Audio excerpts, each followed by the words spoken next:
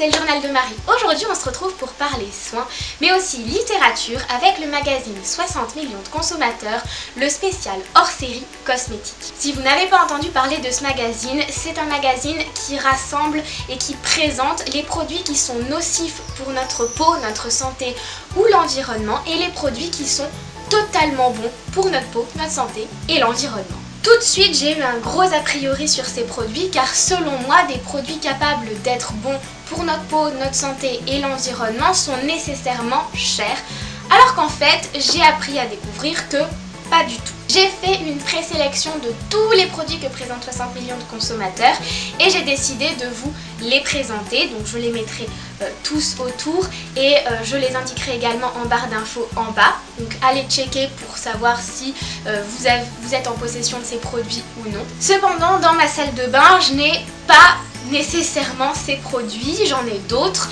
qui ne sont ni répertoriés dans 60 millions de consommateurs ni dans aucun magazine traitant de ce sujet.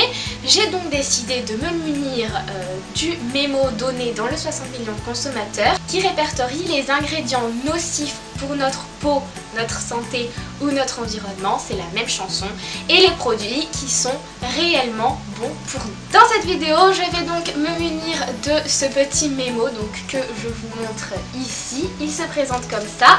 À l'intérieur, vous avez 4 premières catégories et au dos, vous avez 2 catégories suivies de la catégorie pour les parfums. Je vais donc prendre tous les produits que j'ai dans ma salle de bain, dans ma chambre, bref, partout chez moi, et je vais essayer de voir s'ils sont réellement mauvais ou réellement bons pour moi, ma santé et l'environnement, c'est toujours pareil. On va commencer par la catégorie crème et lait hydratant, et dans cette catégorie il y a 4 ingrédients qui sont réellement nocifs. Je vous les noterai probablement ici. Donc je vais regarder dans mes laits pour le corps et mes crèmes pour le visage si ces ingrédients sont présents ou pas.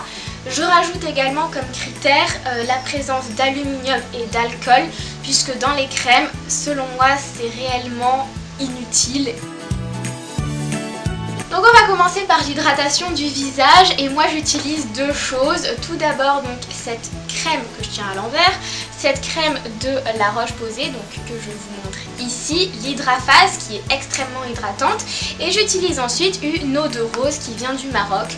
Donc l'eau de rose, il y a de l'eau, des pétales de rose, de l'essence de rose, donc il n'y a réellement aucun autre ingrédient dans ce produit, il est directement classé bon. En revanche, la question se posait plus pour cette crème donc de La Roche-Posay. J'ai regardé les ingrédients, tout est ok, heureusement parce que j'adore cette crème. Je vous la conseille énormément si vous avez la peau sensible et qui fait un peu ce qu'elle veut quand elle veut, c'est-à-dire qu'elle est sèche, parfois mixte, parfois normale. Réellement, elle est très légère et je vous la conseille vraiment beaucoup. Ensuite, pour ce qui est des laits hydratants, j'en utilise 2. Celui-ci, donc le Mixa Peau Intensive. Non, le Mixa Intensif Peau Sèche, c'est mieux, est répertorié dans 60 millions de consommateurs comme étant un produit très nocif.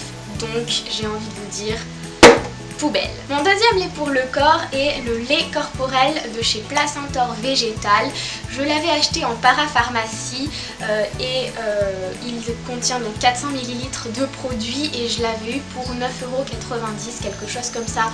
Il me dure une éternité, j'ai l'impression qu'il ne diminue jamais, et ça concrètement lorsqu'on a un budget un peu serré, c'est vraiment important. J'adore ce lait pour le corps. De plus, sa composition après le petit check que j'ai fait est totalement clean, donc j'ai envie de vous dire foncez, ce lait pour le corps est génial au niveau de prix et au niveau de ses produits aussi.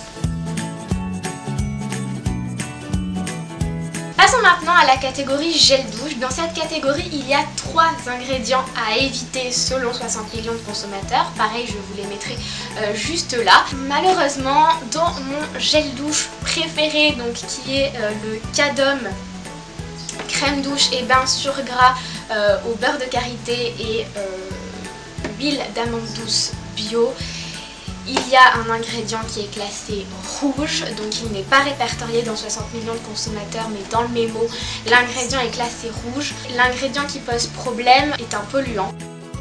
Poubelle.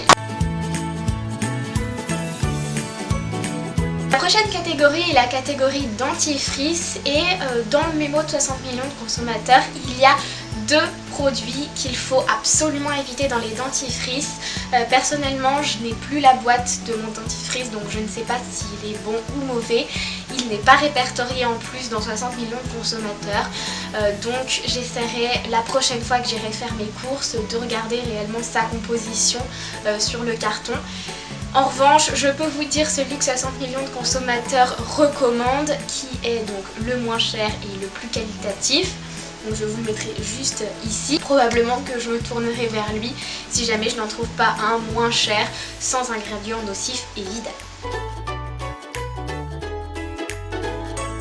Passons maintenant à la catégorie crème solaire. Pour cet été, je n'ai pour le moment pas encore choisi ma crème solaire. 60 millions de consommateurs précisent que 6 ingrédients sont nocifs dans les crèmes solaires, donc faites vraiment attention. Je vous mettrai ces 6 ingrédients ici, toujours pareil. Comme je n'en ai pas, je me suis donc fiée à ce que présentait le magazine, la moins chère et la plus qualitative étant cette crème solaire que je vous mettrai là. Donc je pense réellement me tourner vers cette crème solaire pour cet été.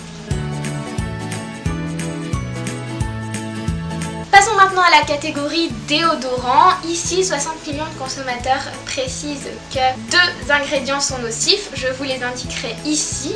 Mon déodorant actuel est le déodorant Nivea Pearl M Beauty. Malheureusement, il contient de l'aluminium, entre autres. J'ai arrêté de regarder quels produits nocifs il y avait à l'intérieur.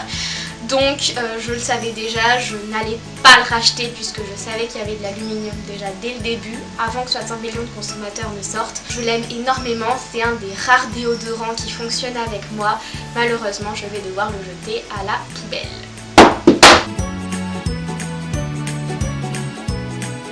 Passons maintenant à la catégorie shampoing et produits capillaires. C'est extrêmement important pour moi. Ces produits-là sont toute ma vie, je fais extrêmement attention à mes cheveux, il faut le savoir.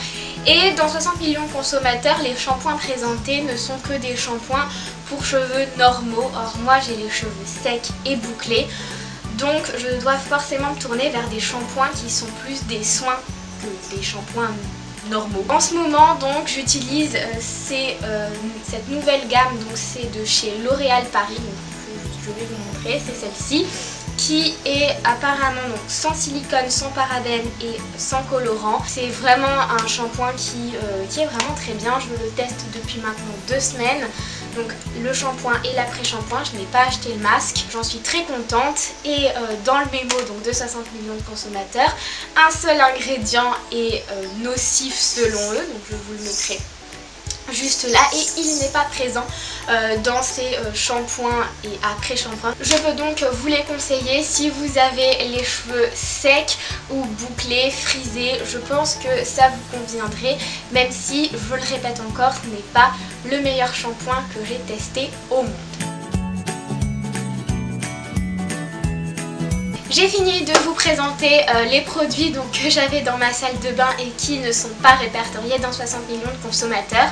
Pour récapituler, en gros, ce que je vais jeter, c'est mon lait corporel Mixa Intensif Peau Sèche, mon gel douche Cadom, donc crème douche sur gras, beurre de karité et lait d'amande douce bio, et mon déodorant, mais ça je le savais déjà, donc aucune surprise là-dessus. J'aimerais maintenant faire un point sur un autre article paru donc dans le Canard, qui est un autre journal satirique. Si vous ne connaissez pas le Canard, allez checker le site que je vous ai mis en barre d'infos puisque c'est là où sont répertoriés les numéros. Il y a un article qui a retenu mon attention, je vous le mettrai ici, enfin, je vous mettrai la caricature de l'article ici. En fait, cet article indique qu'il n'y a pas que les femmes qui utilisent des produits soins et cosmétiques, mais il y a également les hommes, notamment avec les déodorants ou encore avec les crèmes après rasage ou la mousse à raser. Et là aussi, il y a des marques à bannir. Donc le Canard citait la marque L'Oréal. Je tiens à préciser pour les hommes de faire attention aussi ça ne concerne pas que les femmes. Et cet article présentait également les produits pour les enfants, parce que les enfants utilisent également des produits cosmétiques, les laits hydratants, les crèmes solaires. Et c'est notamment cette dernière catégorie qui a été pointée du doigt par le Canard, puisqu'ils mettent en avant la marque Lovea, qui est clairement très nocive pour les enfants. Cette marque utilise un produit qui est interdit par l'Union européenne et elle utilise un packaging donc avec des personnages Disney dessus pour attirer la clientèle.